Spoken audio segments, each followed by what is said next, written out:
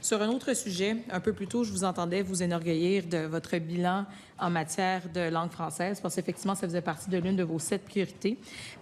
Vous avez répondu aux collègues, donc qu'il est important de puiser dans la culture québécoise pour enseigner la langue, et là-dessus, je souscris parfaitement à cet énoncé-là. J'ai souscrit tellement, monsieur le ministre, qu'en fait, que j'aimerais porter votre attention sur une lettre ouverte qui a été publiée dans le Journal de Montréal, donc ce lundi, 28 avril 2025, s'intitulant « Pour la langue française, l'importance de bâtir des ponts entre les écoles du Québec ». Vous connaissez probablement le programme de correspondance scolaire le programme de correspondance scolaire. Oui, c'est ça. Donc, je pense que... Exactement, le 18 mars dernier, vous avez rencontré Mme Isabelle Bergeron, qui est enseignante. Elle-même, ainsi qu'une centaine de signataires, quand même. Elle a effectivement fait une demande au SAP récemment.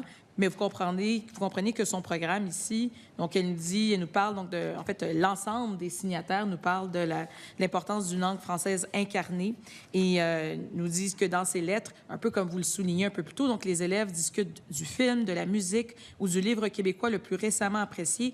Toute la culture d'ici est mise en valeur par le titulaire, transmetteur de savoir et de culture. Ce sont près de 50 000 écoliers qui, depuis 6 ans, ont pu bénéficier de ce programme de correspondance scolaire-là. On le sait, le jumelé des écoles de milieux différents chaque année, du primaire et du secondaire, pour réaliser des activités collaboratives de découverte culturelle. C'est une recommandation du commissaire à la langue française. Vous le savez, je suis aussi porte-parole en matière de langue française, donc c'est un document dont j'ai pu prendre connaissance à l'automne dernier. Donc, effectivement, donc ça fait partie de l'une de ces recommandations-là. Mais là, ce qu'on comprend, c'est que d'abord, la recommandation n'est pas retenue par le gouvernement pour le moment, mais que le programme de correspondance scolaire qui est existant, donc qui est gratuit donc pour les enfants des classes participantes, ne sera plus financé pour l'année 2025-2026. Donc, j'aimerais savoir qu'est-ce que vous répondez publiquement.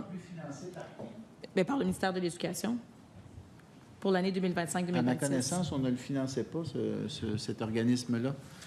Il faudrait s'en assurer. Vous êtes certaine que c'était le ministère de l'Éducation? Oui? C'est sûr que c'est votre ministère. Ici, ça peut pas être ce ne sera pas celui... Ce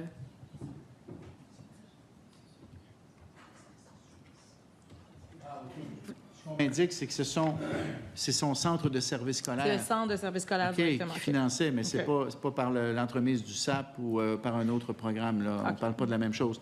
Alors, écoutez, comme je vous ai dit, d'abord, je ne connais pas la situation de son financement là, dans le détail. Là. Vous comprenez qu'il y a des centaines d'organismes qui s'adressent à nous. Là, mais j'essaie de rester branché sur le terrain. Alors, j'ai rencontré la dame avec le député de Nicolet Bécancour, son député, et elle m'a bien plaidé sa cause. Elle m'a sensibilisé au travail qu'elle fait, puis je trouve ça très intéressant, honnêtement, cette espèce d'échange entre les élèves des villes et les élèves des régions du Québec.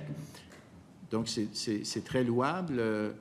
Et donc, elle a déposé sa demande, puis on va l'analyser comme les autres. Mais je ne peux pas commencer à rendre des décisions comme celle-là. De toute façon, il faut que les projets ils sont analysés par les équipes, là. Ils sont analysés par les fonctionnaires. Les fonctionnaires font une analyse des projets qui sont déposés, puis ils nous font des recommandations par la suite. Est-ce que cette analyse est aussi en fonction de vos propres objectifs? Parce que on a parlé de langue française un peu plus tôt parce que ça faisait partie donc de vos 7 priorités en éducation quand vous êtes arrivé en poste il y a maintenant plus de 2 ans. Donc, on est à mi-mandat. Donc, est-ce que ces 7 objectifs que vous avez dans le milieu de l'éducation donc font partie des critères de priorisation du programme de soutien partenaire, parce qu'ici, là, on a vraiment quelque chose qui répond parfaitement, qui est parfaitement en ligne avec votre objectif en matière de langue française. Bien, écoutez, les fonctionnaires appliquent des critères, ils nous font des recommandations. Encore une fois, Madame la députée, je ne suis pas en mesure de vous dire quelle est l'analyse qui a été faite de la demande. Est-ce que l'analyse est complétée? D'abord, je n'en sais rien. On aura éventuellement une recommandation qui nous sera faite avec une priorisation des projets qui sont déposés pour le SAP. Merci. Heureusement, tout le temps qu'on a pour cet échange, donc j'essaie de mettre la parole à... Juste pour revenir très rapidement donc, sur le programme de correspondance scolaire. Donc, le programme était financé par la mesure 15-053, soutien à l'intégration et à la réussite des élèves immigrants et à l'éducation interculturelle, une mesure qui disparaîtra. Donc, c'est une mesure donc, de la Direction de l'intégration linguistique et de l'éducation interculturelle du ministère de l'Éducation du Québec. C'est un non-renouvellement de soutien de 40 000 $. Donc, juste que vous ayez l'information précise, Monsieur le ministre, sur notre conversion de tantôt.